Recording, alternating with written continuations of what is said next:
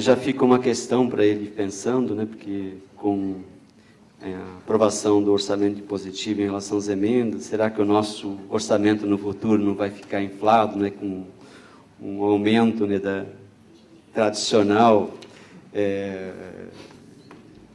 ocorre sempre nos nossos orçamentos de elevação da previsão de receita, e com isso vai virar uma peça com provável não execução na sua totalidade e levando a alguma dificuldade na implementação, obviamente, das ações do governo. Eu passo já a palavra ao Ricardo Volpe, né, que é o chefe da assessoria de orçamento da Câmara Federal, e, para nossa alegria, foi ex-aluno da ENAP, da turma de 97, né? Alguns outros colegas deles também estão aqui hoje. Estou quase 8 anos na SOF, e anteontem fez 20 anos que eu estou no governo federal. Cheguei em comecinho de 94 aqui. É um prazer aqui poder contribuir um pouquinho com esse debate. O professor Giacomone, que tanto contribui com a gente, com seus livros, com seus estudos, né? Também ex-consultor. O Sá também, companheiro lá na ENAP. Então, agradeço aí a oportunidade pelo Márcio, etc. Antes de começar, eu queria, como a gente está inserido, né, quem faz aqui planejamento, orçamento, esse conceitinho do Banco Mundial, acho que ele é bem apropriado para a gente, né? É a capacidade dos governos em planejar, formular políticas, etc., né, cumprir suas funções. O nosso papel, como vamos chamar assim, orçamenteiro, ou seja, de planejamento orçamento, é tentar conseguir isso, essa governança. Eu vou usar que o nosso desafio é esse, né? Planejar orçamento público. O Fabiano Cury também escreveu muito sobre isso, né, Fabiano, de planejar, né, orçamento, né, não tem várias pessoas aqui que é um pouco referência para a gente. Esse é o nosso desafio, estabelecer metas, compromissos de governo, isso não é uma tarefa fácil. Os governos tendem a não gostar de estabelecer, o Fabiano também escreveu um pouquinho sobre isso, essa questão de estabelecer metas, né? É difícil porque a gente não sabe se o PPA é um plano nacional, se essa meta não foi cumprida por causa da União, do Estado, do município, quer dizer, não é tão simples estabelecer metas de resultado, ou mesmo o governo, às vezes, não gosta de colocar, né, esse compromisso, porque vão cobrar, né? É mais fácil, por vezes, não ter, né? Mas é o nosso desafio. E prioridade, que é o tema que foi dado a mim, né? É um conceito que eu tentei extrair aí, resumidamente, né? Essa capacidade nossa, né, de dar essa prioridade em termos de prevalência locativa, tem uma decisão política, mas também deve ser planejada. Então, acho que a gente tem que trabalhar em cima dessas prioridades. Eu vou tentar, eu não ia entrar muito, mas eu acabo não aguentando, eu vou entrar um pouquinho no PPA, já que é um dos temas que vai mudar um pouquinho, está sendo rediscutido, acho que é importante. Pode voltar, ir para frente, Arthur. Então, a verdade é o seguinte, nossos instrumentos constitucionais de planejamento e orçamento não vêm cumprindo o seu papel, seja pela falta da lei complementar, mas não é só isso, é que realmente o modelo não está estabelecido e cada um vai ter o seu modelo de PPA aqui na mente, a LDO é ideal. Cada vez que se discute isso, não tem fim, né? Então, não é tão fácil. Mas o PPA, de fato, ele está formal. É um PPA meramente formal. O Congresso tem, como o Giacomone colocou, um olhar mais para o orçamento. Debateu-se um tempo atrás, mas a cada ano ele perdeu seu gás. Tanto no âmbito legislativo, também na esplanada, perdeu um pouquinho. Eu achei interessante essa ideia de ter um valor de referência para cada programa, já que a gente está falando do novo modelo, mas ele está muito alto, por alguns casos. Tem estados que não se enxergam no PPA. As ações que estão lá, a parte de rodovias, Santa Catarina, alguns estados relevantes não se veem lá dentro desse planejamento do PPA. Então, talvez esse valor de referência para cada programa é interessante, mas talvez tenha que ser repensado um pouquinho, né? Essa questão do projeto de grande vulto, a gente debateu bastante com o Denis, Márcio e outros lá da SPI, foi bem interessante essa contribuição nossa, né, dentro do debate com o Legislativo. E falta, de fato, que é o meu sonho, vamos chamar assim, a Célia, pena que não veio, a gente debateu bastante isso com a Célia, essas informações que o PPA perdeu, o orçamento vai ter que assumir. Então, na época, a Célia quase topou uma proposta nossa, de repente a nova secretária, quem sabe, topa. A gente precisa saber essa angústia que eu tinha quando eu estava no DEINF lá como gerente. Eu não sabia quais eram os novos investimentos que estavam no orçamento, Aqueles que estavam em execução, quanto já fez, quanto falta fazer, em termos físico, financeiro, quer dizer, a gente faz orçamento sem saber o básico, quanto falta para acabar, o quanto eu já fiz. É uma realidade. Ah, mas fulaninho tem lá, o órgão setorial tem, mas de uma forma sistêmica a gente não vê isso expresso na lei orçamentária e não no PPA. O PPA, coisa que já teve. Então, seja o PPA, seja o orçamento, alguém tem que dar essa informação, ou o CISPAC, de uma forma um pouco melhor elaborada, o CISPAC tem um pouco disso lá. E, de fato, as metas, temos os programas, né? Eu não gosto muito dessa discussão que foi levada aqui, me desculpe a sinceridade, não é quantidade de programas só, eu acho que é a concepção de programa, né? O mais importante é a gente discutir agora a concepção do programa, né? Então, em cima disso, se é 400, se é 60, se é 10, não é isso o mais importante. Ele realmente atacar um problema. Quais são os grandes problemas que a sociedade tem? Pode ser só 100. Mas, em cima disso, ter objetivos. Fiquei muito feliz com a palavra do secretário, etc., de realmente tratar as prioridades, ter os recortes, falar isso que é importante, e dentro vai ter outros temas importantes na pasta ministerial, mas para a política do governo, o compromisso, etc. Então, as prioridades que estão no PPA são genéricas, né? É o PAC, o Brasil Sem Miséria, e as definidas na LDO, conforme o PPA, não existe. Vou mostrar daqui a pouquinho. Então, uma sugestão, para melhorar um pouquinho o nosso processo, nós fizemos um trabalho legal sobre o PPA no ano passado, as iniciativas do PPA não correspondem aos empreendimentos do PAC. Nem no código, nem no descritor.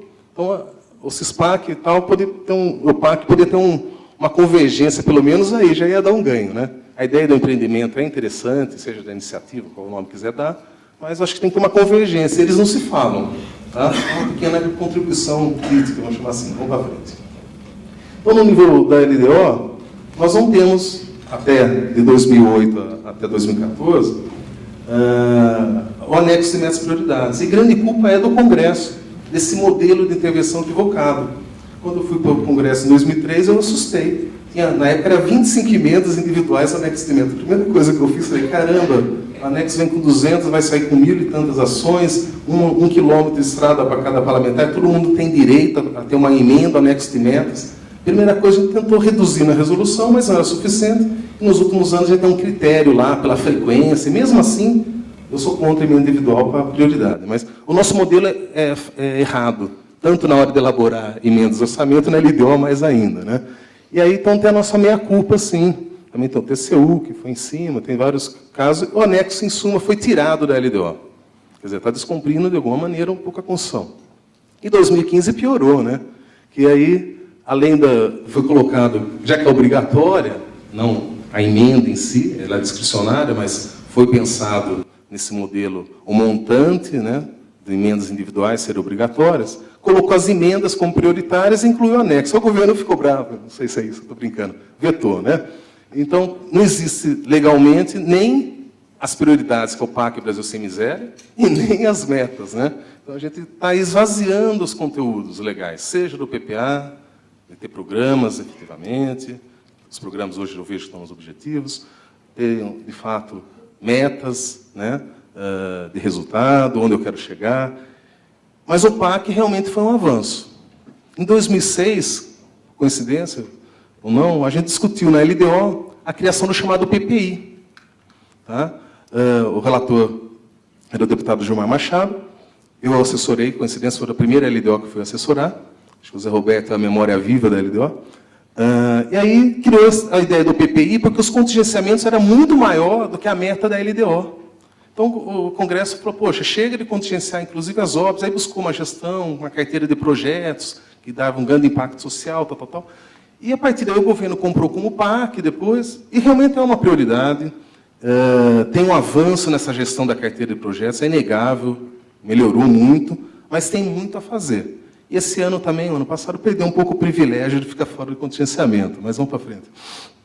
Então, o PAC, ele representa o total dos investimentos, vamos falar, a vocação tanto do PPA, né, quanto a visão do Congresso é obra, investimento. Né? Então, o PAC, ele nasceu para o investimento. Pode ter outras coisas lá, mas o que vale é o investimento. Né?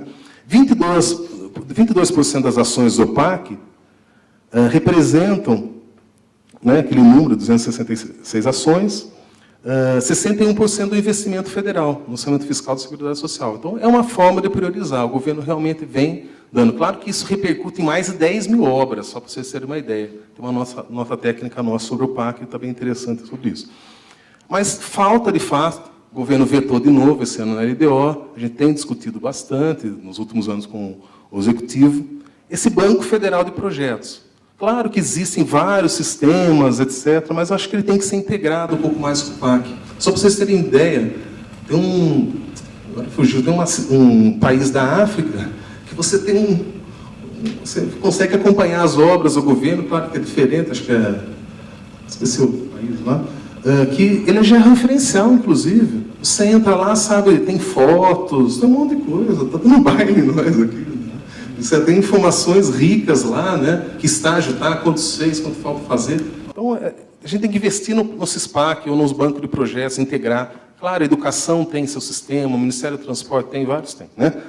Integrar mais de uma forma que a sociedade consiga ver aquilo que o professor falou de manhã, as grandes realizações que o Estado está fazendo. Dar mais transparência, etc., né, professor? Então, acho que tem como investir nisso. É a minha sugestão. E, para isso, a gente precisa ter um ciclo de maturação, que é isso que a gente tentou na época, o PPI, né? Então, uma entrada de projetos, discutir, maturar, ter um projeto, que a gente tem uma dificuldade em planejar. A gente viu na Copa do Mundo aí, a gente patinou. A hora que foi aí os aeroportos para o setor privado, a coisa andou, mas antes não andava, né? Então, a gente tem uma dificuldade em planejar, né?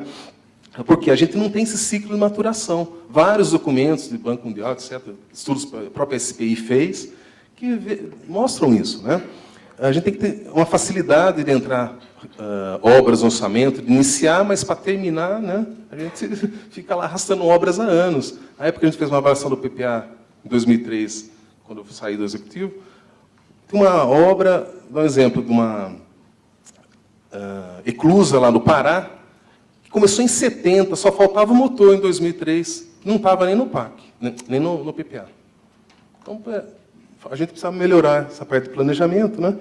E isso evita dispêndios de baixa produtividade, se a gente conseguir planejar um pouco mais. Um pouquinho mais para frente, só para... Pode pular, aqui é só para quem quiser conhecer um pouquinho. Volto um pouquinho. As emendas individuais.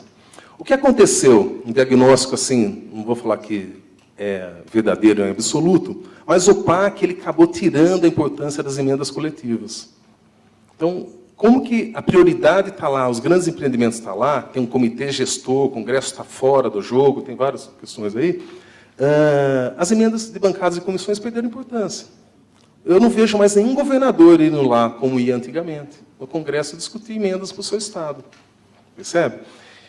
E aí, questão do contingenciamento, contexto político, bem colocado aqui pelo Giacomone, veio esse chamado orçamento positivo das emendas individuais. E, na época, a encomenda era esquecer da proposta do ACM.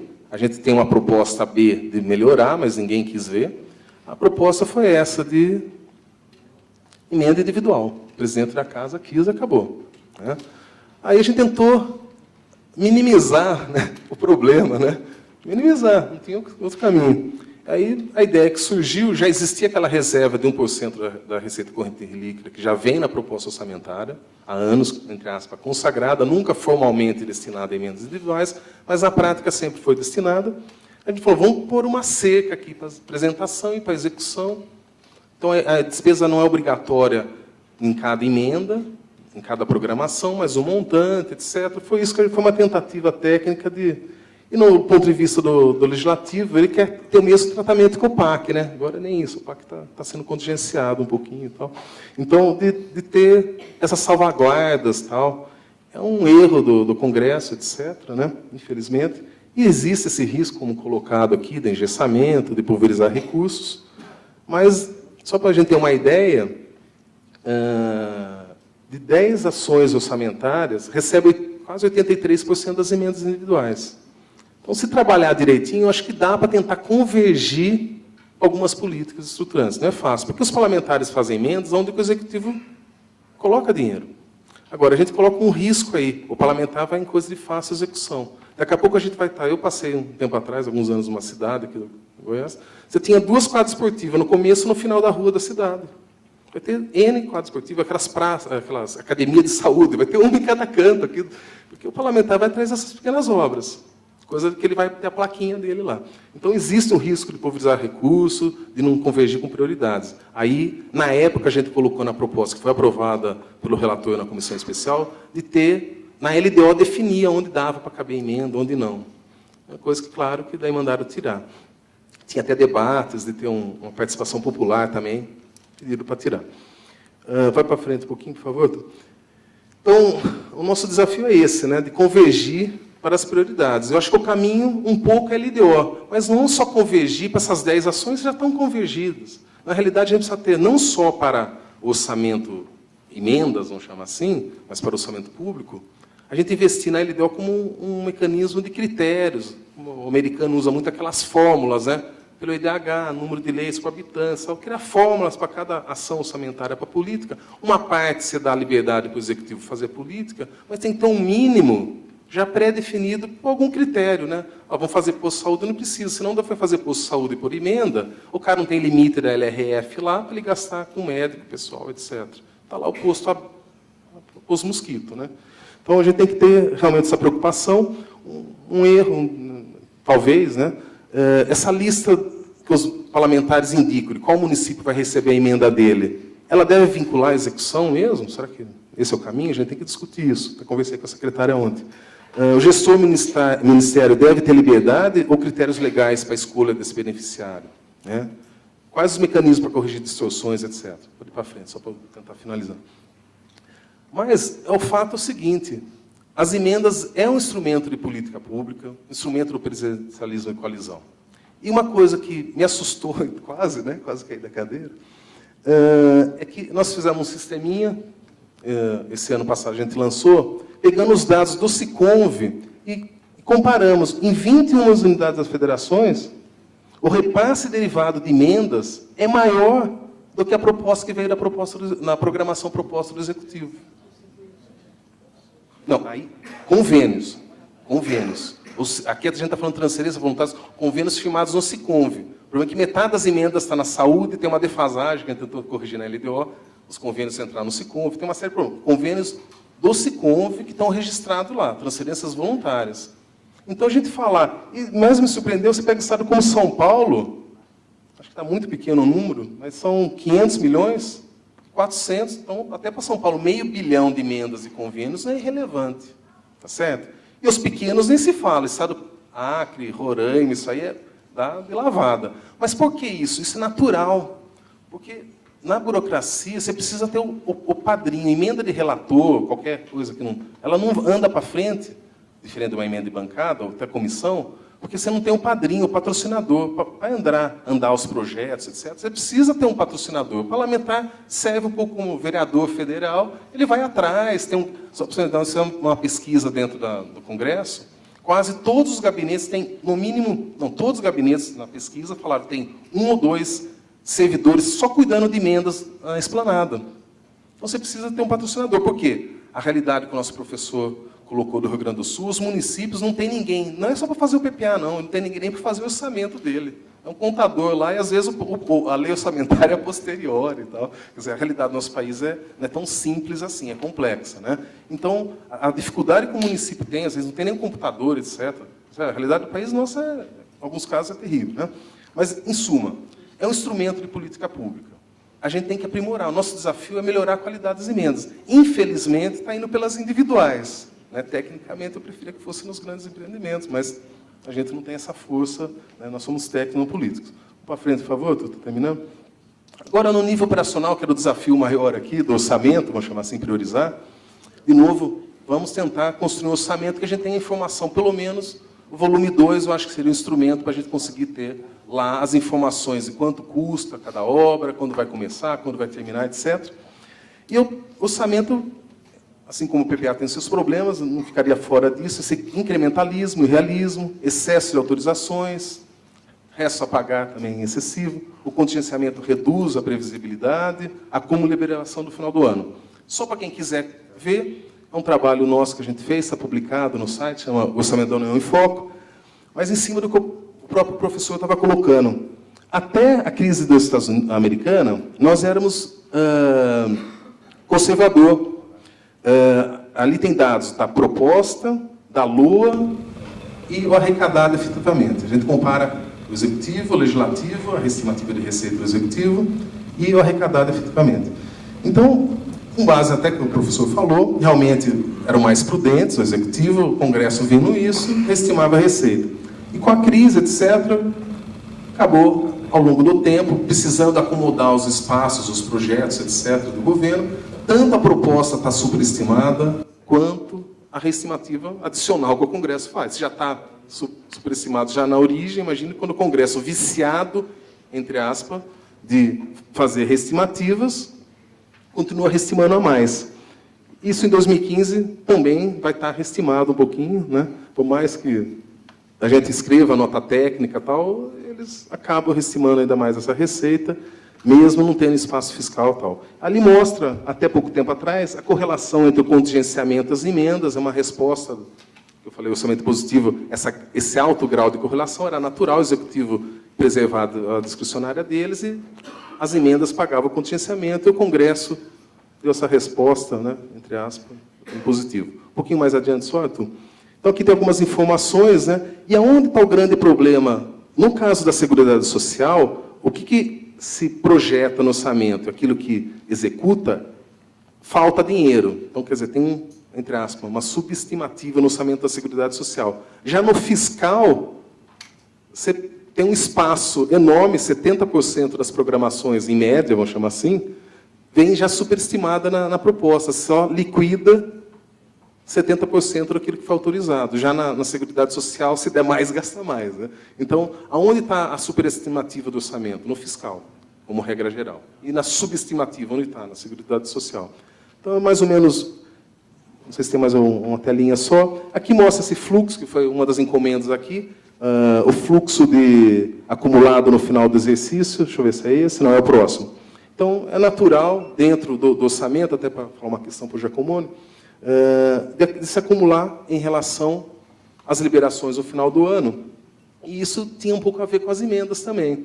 Aí os parlamentares, na discussão, eles falavam assim, eu só ficava sabendo dos meus problemas em dezembro das minhas emendas. Aí não dá mais tempo. Assim, estão me sacaneando, né? Tinha um ano inteiro para falar que a minha emenda tinha problema, vim em dezembro para falar que não dá para fazer, por causa pedindo um monte de documento. Aí eles deram esse prazo aí de 120 dias, que é quase desumano para o Executivo, principalmente no Ministério da Saúde, ter que analisar metade das emendas. Então, eu tentei correr um pouquinho, tentei falar um pouco de cada tópico diferente do Giacomoni, mas para levantar um pouco essa discussão. Obrigado ao Ricardo.